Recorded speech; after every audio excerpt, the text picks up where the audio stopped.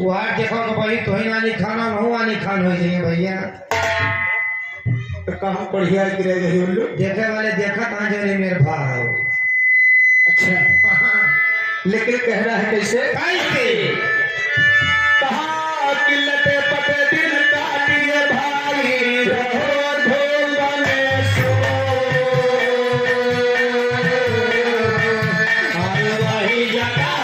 जिन सोया पलंग जहाँ डाल पागल चुहोया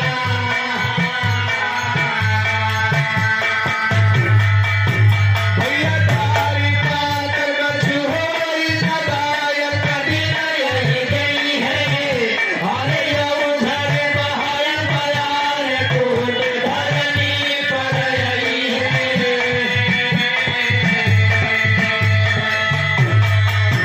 वैसे कहो दिया धर विराज बाहम अटे कर रही है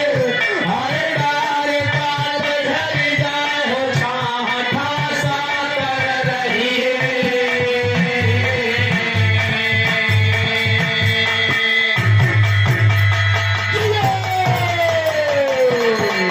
ए भैया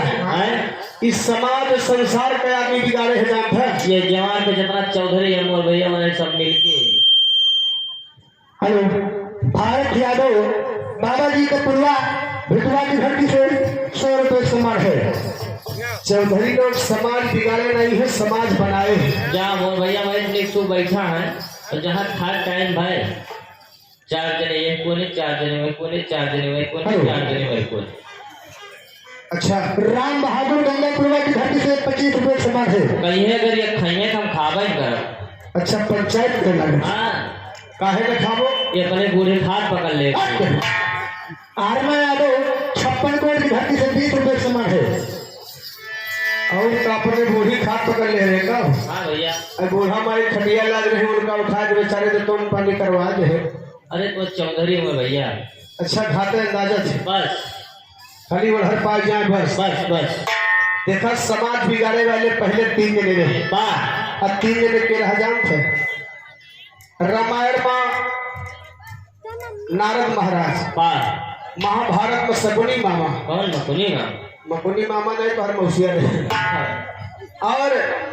आल्हा खंड में माही मामा वाह यही 3 समाज बिगाड़े वाले रहे हाँ इनके बजाय 3 जने और हट के हैं ये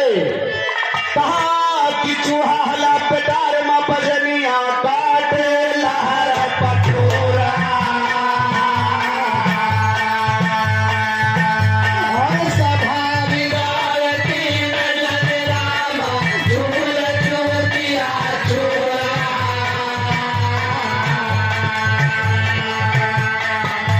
भैया झूल चोटिया चोर बैठ के घाट लगावे हर मारे गहरा हाथ जहाँ तक अवसर पावे।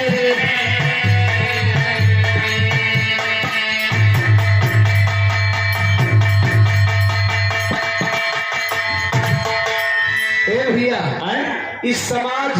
बात। संसार में हाँ सबसे चंचल कौन चीज होता है कुकुर मोर भैया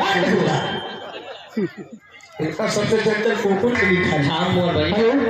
अच्छे लाल यादव भगवान हरिपुरा की धरती से 50 रुपए सम्मान है रामलाल कश्यप भैया हमारे नेवरिया की धरती से 51 रुपया भैया तुम्हारे नमस्कार है ए भैया समाज संसार का ये रोहित में से 20 रुपए सम्मान है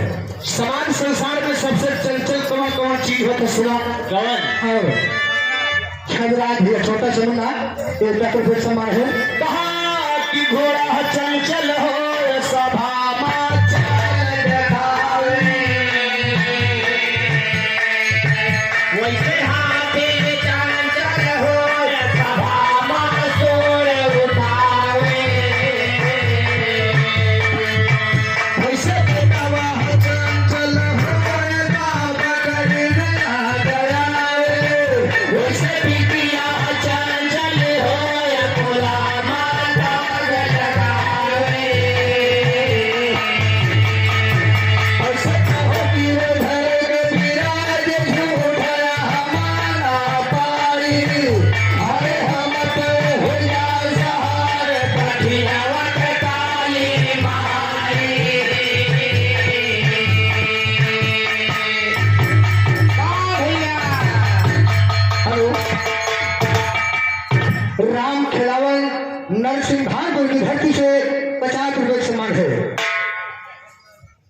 भैया वाह